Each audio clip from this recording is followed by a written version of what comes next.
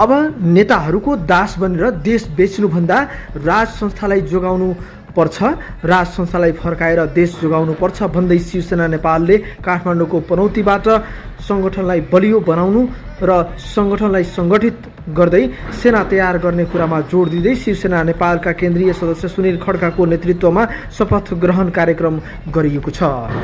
राजा साजा देश जोगाउन धर्म जोगाउन राजा सहितको हिन्दू अधिराज्य कायम गर्न शिव सैनिक काभ्रे पाल्चोक सधैँ तयार छ। हामी शिव सैनिक राष्ट्र हितको बारेमा बोलिरहन्छौँ दैनिक देशको असली सेना नै शिवसेना नेपाल हो। राजतन्त्र जिन्दाबाद राजतन्त्र जिन्दाबाद काभ्रे शिवसेना काभ्रे शिवसेना